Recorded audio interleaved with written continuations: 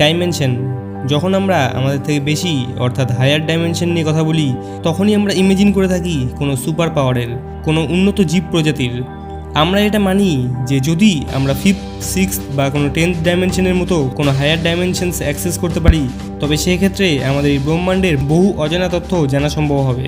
ব্রহ্মাণ্ডের অনেক রহস্য আমরা জানতে পারবো। ডাইমেনশনস নিয়ে অধিগানের বহু ভিডিওতে আমরা জেনেছিলাম যে আমাদের 4th ডাইমেনশন থেকে যত বেশি অর্থাৎ হায়ার ডাইমেনশনগুলি রয়েছে সেসব আমাদের এই প্রকৃতিতেই এক্সিস্ট করে, কিন্তু আমরা তথা আমাদের হিউম্যান বডি ওই সকল ডাইমেনশনসগুলির জন্য কনসিয়াস নয়। আমাদের বডির ইভলিউশন এভাবেই হয়েছে যে আমরা শুধুমাত্র এই 4th ডাইমেনশনের সাথেই ইন্টারঅ্যাক্ট করতে পারি।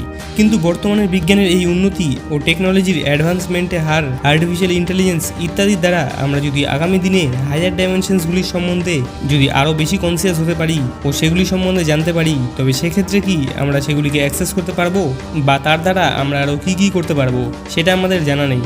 তবে আজকের অধিকার এই ভিডিওটিতে আমরা সেটাই জানার চেষ্টা করব। ভিডিওটি অনেক বেশি ইন্টারেস্টিং তথা ইনফরমেটিভ হতে চলেছে, সো আপনারা এটি শেষ অবধি অবশ্যই দেখতে থাকুন। আপনারা যদি এখনও অবধি অধিকার চ্যানেলটি সাবস্ক্রাইব না করে থাকেন তবে এখনই করুন ও নতুন ভিডিওর আপডেটস পেতে পাশে নোটিফিকেশন বেল আইকনটিকে অবশ্যই অন করুন। হে বন্ধুরা, অধিকারের আগের এই ভিডিওটিতে আমরা জেনেছিলাম যে আমাদের মানব শরীর এভাবে ডিজাইন হয়েছে যে আমরা 3 ডাইমেনশনসকেই অ্যাক্সেস করতে পারি, কিন্তু তার সত্ত্বেও আমরা আরেকটি এক্সট্রা ডাইমেনশনস সম্বন্ধে জানি যা হলো টাইম অর্থাৎ সময়, যাকে আইনস্টাইন 4th ডাইমেনশন হিসেবে জানিয়েছে। অর্থাৎ আমরা 4th ডাইমেনশন সম্বন্ধে কনসিয়াস। সময়ের ব্যাপারে আমরা বহু কিছু জানি, কিন্তু আমরা সেই এক্সট্রা ডাইমেনশনসটিকে এখন অবধি অ্যাক্সেস করতে শিখিনি। এখানে অ্যাক্সেস করা বলতে আমরা 4th ডাইমেনশন অর্থাৎ সময়ের সামনে বা পেছনে যেতে পারি না, আমরা টাইম ট্রাভেল করতে পারি না, কিন্তু আমরা সময় সম্পর্কে বহু কিছু জানি। আমরা জানি সময়ের অস্তিত্ব রয়েছে, কিন্তু আমাদের শরীর ওইভাবে প্রোগ্রাম নেই যে সেটা আমরা অ্যাক্সেস করতে পারবো।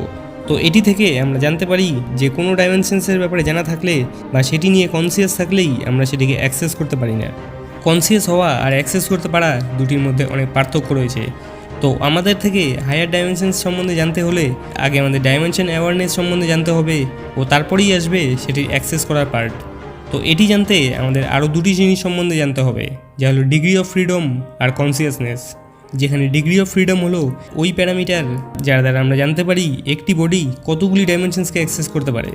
যেমন ধরুন কোনো কিছুর ডিগ্রি অফ ফ্রিডম যদি 1 হয় তবে সেটি কেবলমাত্র 1 ডাইমেনশনকেই অ্যাক্সেস করতে পারবে। তেমনি মানুষের ক্ষেত্রে আমাদের ডিগ্রি অফ ফ্রিডম হলো 3, অর্থাৎ আমরা শুধুমাত্র 3 ডাইমেনশনকেই অ্যাক্সেস অর্থাৎ ব্যবহার করতে পারি, যা হলো দৈর্ঘ্য, প্রস্থ ও উচ্চতা। এক্ষেত্রে যদিও আমাদের ডিগ্রি অফ ফ্রিডম 3, তবুও আমরা 4th ডাইমেনশনের ব্যাপারে যথেষ্ট কনসিয়াস রয়েছি। একইভাবে বহু জীবের ডিগ্রি অফ ফ্রিডম 1 বা 2ও হয়ে থাকে।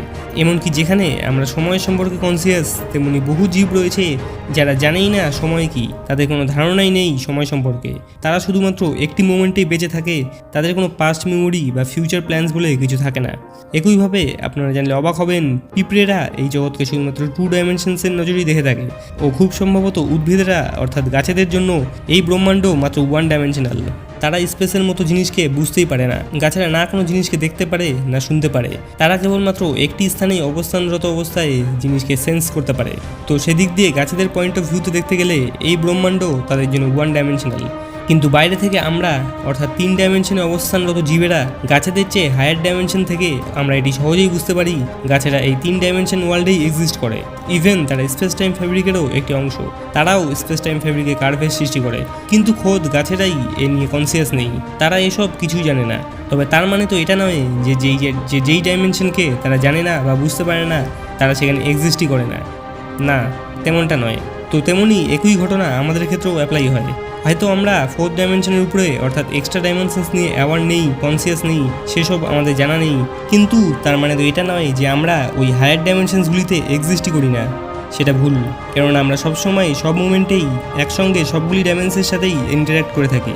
যখনই আমরা যে কোনো ধরনের ডিসিশন নিয়ে থাকি ওই সময় তার প্রভাব আমাদের থেকে হায়ার অর্থাৎ 5th ডাইমেনশনে পড়ে থাকে। তো এই 5th ডাইমেনশন সম্বন্ধে আমরা জানবো বা আলোচনা করব কীভাবে, কেননা না আমরা কখনো এটিকে দেখতে পারি না তার কোনো কল্পনা আমাদের কাছে রয়েছে যে সেটি দিয়ে কোনো ভিজুয়াল গ্রাফিক্স তৈরি করা সম্ভব। তো ডাইমেনশন সম্বন্ধে ধারণা পাওয়ার জন্য আমরা সর্বদাই সিঙ্গেল অ্যাক্সিসের প্রয়োগ করে থাকি, যার সবচেয়ে ভালো উদাহরণ হলো আপনারা 4th ডাইমেনশন অর্থাৎ সময় নিয়ে বুঝতে পারবেন, যা হলো যদি আমরা একটি সিঙ্গেল পয়েন্ট নিই তবে সেটি 0 ডাইমেনশনকে রিপ্রেজেন্ট করে থাকে। এবারে যদি ওই পয়েন্টটিকে কোনো একটি ডিরেকশনে এক্সটেন্ড করা হয় তবে সেটি হবে ওয়ান ডাইমেনশন।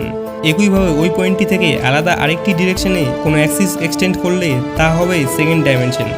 এবারে যদি ওই সেকেন্ড ডাইমেনশনটিকে আমরা যে কোনো একদিকে এক্সটেন্ড করি তবে তা হবে থার্ড ডাইমেনশন। এভাবে ওই থার্ড ডাইমেনশনটিকে আমরা যদি একটি অ্যাক্সিস ভেবে সেটিকে কোনো একদিকে এক্সটেন্ড করি তবে ওই বিন্দু থেকে অন্য ডিরেকশনে আরেকটি অ্যাক্সিস তৈরি হবে যা হলো ফোর্থ ডাইমেনশন। আর ওই দুটি অ্যাক্সিসের রিপ্রেজেন্টে অবস্থিত এই স্থানটি হলো স্পেস টাইম, যেখানেই ব্রহ্মাণ্ডের সমস্ত জিনিস অবস্থান করে। একইভাবে ফিফথ ডাইমেনশনের ক্ষেত্রেও আমরা ওই সম্পূর্ণ ফোর্থ ডাইমেনশনটিকে একটি অ্যাক্সেস ধরে নিয়ে তার আরেকটি অ্যাক্সেস সাপোজ ওয়াই অ্যাক্সিসকে ফিফথ ডাইমেনশন হিসেবে রিপ্রেজেন্ট করব।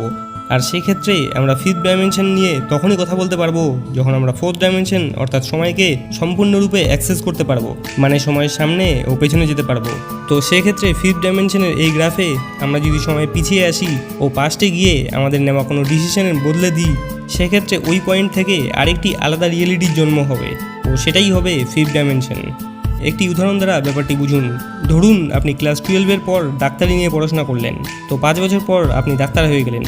কিন্তু যেহেতু আপনি ফোর্থ ডাইমেনশন অ্যাক্সেস করতে পারছেন, সেক্ষেত্রে আপনি টাইম ট্রাভেল করে 5 বছর আগে সেই ডিসিশন নেওয়ার সময় চলে গেলেন ও আপনি ডাক্তারের বদলে ইঞ্জিনিয়ার হওয়ার ডিসিশন নিলেন।